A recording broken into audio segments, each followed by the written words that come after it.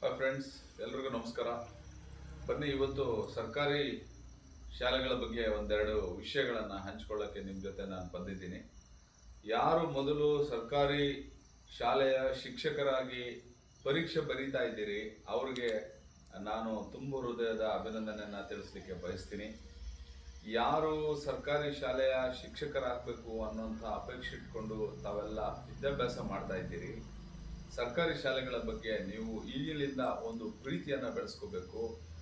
ಆ ಪ್ರೀತಿಯನ್ನು ಬೆಳೆಸ್ಕೊಂಡ್ರೆ ಮಾತ್ರ ಖಂಡಿತವಾಗ್ಲೂ ನೀವು ನಮ್ಮ ಸರ್ಕಾರಿ ಶಾಲೆಗೆ ಸೆಲೆಕ್ಟ್ ಆಗುವಲ್ಲಿ ಅದು ನಿಮಗೆ ತುಂಬಾನೇ ಪ್ಲಸ್ ಆಗುತ್ತೆ, ತುಂಬಾನೇ ನಿಮಗೆ ಅಡ್ವಾಂಟೇಜ್ ಕೊಡುತ್ತೆ. ಯಾಕೆ ನಾನು ಈ ಮಾತು ಹೇಳ್ತಿದ್ದೀನಿ ಅಂದರೆ, ನಮ್ಮ ಸರ್ಕಾರಿ ಶಾಲೆಗೆ ಬರ್ತಕ್ಕಂತಹ ಮಕ್ಕಳು ಏನಿದ್ದಾರೆ ಅವರು ಎಲ್ಲರೂ ಕೂಡ ವಿಭಿನ್ನ ಸ್ತರದಿಂದ, ಬೇರೆ ಬೇರೆ ಹೆಟ್ರೋಜೀನಿಯಸ್ ಗ್ರೂಪಿಂದ ಬಂದಿರುವಂತಹ ಮಕ್ಕಳು. ಆ ಮಕ್ಕಳನ್ನು ನೀವು ಎಲ್ಲ ಥರದ ಮಕ್ಕಳನ್ನು ನಿಭಾಯಿಸುವ ಕಲೆಯನ್ನು ಕಲಿತೀರಾ. ಬಹಳ ಮುಖ್ಯವಾಗಿ ನಾನು ನಮ್ಮ ಸರ್ಕಾರಿ ಶಾಲೆಗಳ ಬೆಸ್ಟ್ 10 ಪಾಯಿಂಟ್ಸನ್ನು ನಾನು ನಿಮ್ಮ ಜೊತೆ ಇವತ್ತು ಚರ್ಚೆ ಮಾಡಲಿಕ್ಕೆ ಬಯಸ್ತೀನಿ. ಮೊದಲನೇದೇನು ಬೆಸ್ಟ್ ಪಾಯಿಂಟ್ ಅಂತ ಹೇಳಿದ್ರೆ, ನಮ್ಮ ಸರ್ಕಾರಿ ಶಾಲೆಗಳಲ್ಲಿ ಎಲ್ಲರಿಗೂ ಉಚಿತವಾದ ಶಿಕ್ಷಣ, ಫ್ರೀ ಎಜುಕೇಶನ್ ಅನ್ನು ಕೊಡೋದು ಯಾವುದು ಅಂತ ಹೇಳಿದ್ರೆ ಅದು ನಮ್ಮ ಸರ್ಕಾರಿ ಶಾಲೆ. ಎರಡನೇದು, ಎಲ್ಲರಿಗೂ ಸಮಾನವಾದ ಶಿಕ್ಷಣ.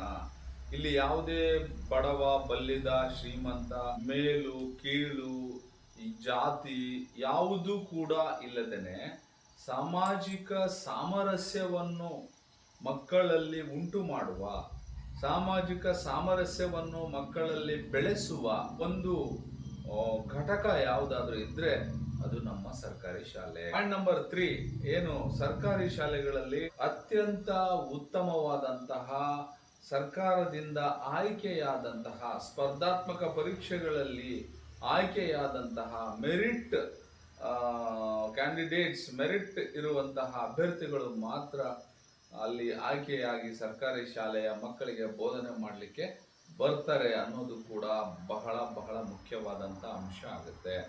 ಇನ್ನು 4ನೇ ಪಾಯಿಂಟ್ ಸರ್ಕಾರಿ ಶಾಲೆಗಳಲ್ಲಿ ಮಧ್ಯಾಹ್ನದ ಬಿಸಿ ಊಟ ನಿಮಗೆ ಉಚಿತವಾಗಿ ಸಿಗುತ್ತದೆ.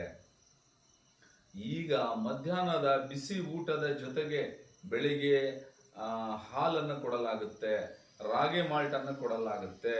ಮಕ್ಕಳ ಪೌಷ್ಟಿಕಾಂಶದ ಬಗ್ಗೆ ಸರ್ಕಾರ ವಿಶೇಷವಾದ ಗಮನವನ್ನು ಹರಿಸಿ ಮಧ್ಯಾಹ್ನ ಊಟದ ಜೊತೆ ಮೊಟ್ಟೆ ಅಥವಾ ಬಾಳೆಹಣ್ಣನ್ನು ಕೂಡ ಕೊಡುವಂತಹ ಒಂದು ಅತ್ಯಂತ ಉತ್ತಮವಾದ ವ್ಯವಸ್ಥೆಯನ್ನು ಸರ್ಕಾರಿ ಶಾಲೆಗಳಲ್ಲಿ ಒಂದು ಸಂಯೋಜನೆ ಮಾಡಿದೆ.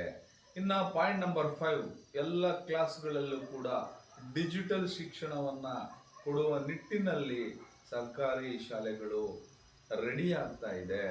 ಪ್ರತಿ ಶಾಲೆಯಲ್ಲೂ ಕೂಡ ಒಂದಲ್ಲ ಒಂದು ಕಂಪ್ಯೂಟರ್ ಶಿಕ್ಷಣ ಇರುತ್ತೆ, ಒಂದಲ್ಲ ಒಂದು ಆನ್ಲೈನ್ ಶಿಕ್ಷಣ ಇರುತ್ತೆ. ಸರ್ಕಾರಿ ಶಾಲೆಗಳಲ್ಲಿ ಒಂದಲ್ಲ ಒಂದು ರೀತಿಯಲ್ಲಿ ಡಿಜಿಟಲ್ ಬೋರ್ಡ್ಗಳು ಕೂಡ ಈಗ ಬಂದಿದೆ. ಈಗ ಶಿಕ್ಷಕರು ಒಂದು ಸೈನ್ಸ್ ಎಕ್ಸ್ಪೆರಿಮೆಂಟ್ ಅನ್ನ ಅಥವಾ ಒಂದು ಜೀರ್ಣಾಂಗ ವ್ಯವಸ್ಥೆ ಅದ ಒಂದು ಇದನ್ನ ನೀವು ಡೆಮೋ ಕೊಡ್ಬೇಕಂದ್ರೆ ನೇರವಾಗಿ ಡಿಜಿಟಲ್ ಬೋರ್ಡ್ ಅಲ್ಲಿ ನೀವು ಒಂದು ಯೂಟ್ಯೂಬ್ ಮೂಲಕ ಅದರ ವ್ಯವಸ್ಥೆಯನ್ನ ನೇರವಾಗಿ ಲೈವ್ ಆಗಿ ತೋರಿಸುವಂತಹ ಆಕರ್ಷಕವಾದಂತಹ ಶೈಕ್ಷಣಿಕ ವ್ಯವಸ್ಥೆ ಸರ್ಕಾರಿ ಶಾಲೆಗಳಲ್ಲಿ ಬಂದಿದೆ. ಇದು ಪಾಯಿಂಟ್ ನಂಬರ್ 5. ಇನ್ನು ಪಾಯಿಂಟ್ ನಂಬರ್ 6 ಬಂದಾಗ, ಉಚಿತವಾದಂತಹ ಪಠ್ಯಪುಸ್ತಕವನ್ನು ಕೊಡ್ತಾ ಇದೀವಿ ಮಕ್ಕಳಿಗೆ, ಉಚಿತವಾದಂತಹ ಸಮವಸ್ತ್ರಗಳನ್ನು ಕೊಡ್ತಾ ಇದೀವಿ ಮಕ್ಕಳಿಗೆ. ಸರ್ಕಾರ ಶೂ ಮತ್ತೆ ಸಾಕ್ಸ್ಗಳನ್ನು ಕೊಡುವಂತಹ ವ್ಯವಸ್ಥೆಯನ್ನ ಮಾಡಿಕೊಟ್ಟಿದೆ. ಸೊ ಇದು ಪಾಯಿಂಟ್ ನಂಬರ್ 6. ಓಕೆ ಸ್ನೇಹಿತರೆ, ಸರ್ಕಾರಿ ವ್ಯವಸ್ಥೆಯಲ್ಲಿ ನಾವು ಈಗ ಮಕ್ಕಳಿಗೆ ಉಚಿತವಾದಂತಹ ಶಿಕ್ಷಣದಲ್ಲಿ ಅವನಿಗೆ ಪಠ್ಯಪುಸ್ತಕವನ್ನ ಕೊಡ್ತೀವಿ, ಅವನಿಗೆ ಬಟ್ಟೆಯನ್ನು ಫ್ರೀ ಕೊಡ್ತೀವಿ, ಶೂ ಸಾಕ್ಸ್ ಅನ್ನು ಫ್ರೀ ಕೊಡ್ತೀವಿ ಅನ್ನುವಂಥದ್ದು ಕೂಡ ನಮ್ಮ ಸರ್ಕಾರಿ ಶಾಲೆಯ ಒಂದು ಹೆಮ್ಮೆಯಾಗಿದೆ. ಇದ್ರ ಜೊತೆಗೆ ನಮ್ಮಲ್ಲಿ ವಿಜ್ಞಾನದ ಲ್ಯಾಬ್ಗಳಿದೆ, ಶಾಲೆಗಳಲ್ಲಿ ಸೈನ್ಸ್ ಲ್ಯಾಬ್ಗಳಿದೆ, ಮ್ಯಾಥಮೆಟಿಕ್ಸ್ ಲ್ಯಾಬ್ಗಳಿದೆ, ಇದ್ರ ಜೊತೆಗೆ ಗ್ರಂಥಾಲಯಗಳಿದೆ ನಮ್ಮ ಶಾಲೆಗಳಲ್ಲಿ.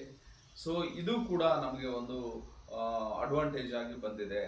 ಇದೆಲ್ಲದರ ಜೊತೆಗೆ ಸಮುದಾಯದ ಸಹಭಾಗಿತ್ವ, SDMC ಅಂತ ಕರಿತೀವಿ ನಾವು. ಸಮುದಾಯದ ಸಹಭಾಗಿತ್ವ ಅಂತ ಹೇಳಿದ್ರೆ, SDMC ಅಂದ್ರೆ ಸ್ಕೂಲ್ ಡೆವಲಪ್ಮೆಂಟ್ ಮಾನಿಟರಿಂಗ್ ಕಮಿಟಿ. ಈ SDMC ಕಮಿಟಿ ಸರ್ಕಾರದ ವಿವಿಧ ಯೋಜನೆಗಳಲ್ಲಿ ನೇರವಾಗಿ ಭಾಗಿಯಾಗುತ್ತೆ. ಸರ್ಕಾರಿ ಶಾಲೆಯನ್ನು ಮುನ್ನಡೆಸುವಲ್ಲಿ SDMCಯ ಪಾತ್ರ ಅತ್ಯಂತ ಮಹತ್ವದ್ದಾಗಿದೆ. ಸಮುದಾಯದ ಸಹಭಾಗಿತ್ವದಿಂದ ಸರ್ಕಾರಿ ಶಾಲೆಗಳು ಅತ್ಯಂತ ಸ್ಟ್ರಾಂಗ್ ಆಗಿ ಬೆಳೀತಾ ಇದೆ, ಸಬಲೀಕರಣಗೊಳ್ತಾ ಇದೆ. ಈಗ ಪ್ರತಿಯೊಂದು ಸಮುದಾಯದವರು ಕೂಡ ಶಾಲೆಯಲ್ಲಿ ಇನ್ವಾಲ್ವ್ ಆಗಿ ಮಕ್ಕಳ ಶಿಕ್ಷಣದ ಬಗ್ಗೆ ತುಂಬಾನೇ ಇಂಪಾರ್ಟೆಂಟ್ ಆಗಿ ತುಂಬಾನೇ ಗಮನವನ್ನು ಕೊಡುವಂತಹ ಒಂದು ವ್ಯವಸ್ಥೆ ಸರ್ಕಾರಿ ಶಾಲೆಗಳಲ್ಲಿ ಬಂದಿದೆ. ಬಹಳ ಮುಖ್ಯವಾಗಿ ಸರ್ಕಾರಿ ಶಾಲೆಗಳಿಗಾಗಿ ನಾವು ನೀವು ಅನ್ನುವಂಥ ಒಂದು ಯೋಜನೆ ಇದೆ. ಈ ಯೋಜನೆ ಅಡಿಯಲ್ಲಿ ಸ್ನೇಹಿತರೆ, ಹಳೆಯ ವಿದ್ಯಾರ್ಥಿಗಳು ಅನೇಕ ಸರ್ಕಾರಿ ಶಾಲೆಗಳಿಗೆ ಹೊಸ ಹೊಸ ಬಿಲ್ಡಿಂಗ್ಗಳನ್ನು ಕಟ್ಟಿಕೊಡ್ತಾ ಇರೋದನ್ನ ನಾವು ನೋಡ್ತಾ ಇದ್ದೀವಿ. ಹೀಗೆ ಸರ್ಕಾರಿ ಶಾಲೆಗಳು ಇವತ್ತು ಮೊದಲಿನಂತೆ ಇಲ್ಲ. ಸರ್ಕಾರಿ ಶಾಲೆಗಳು ಅತ್ಯಂತ ಉತ್ತಮವಾಗಿದ್ದಾವೆ. ಅತ್ಯಂತ ಉತ್ತಮವಾಗಿರ್ತಕ್ಕಂತಹ ಶಾಲೆಗಳಿಗೆ ನೀವೇನು ಆಸ್ಪಿರೆಂಟ್ಸ್ ಇದ್ದೀರಿ, ನೀವು ಶಿಕ್ಷಕರಾಗಿ ಬರೋರಿದ್ದೀರಿ, ನಿಮ್ಗೆಲ್ಲರಿಗೂ heartly welcome to our government schools. Thank you.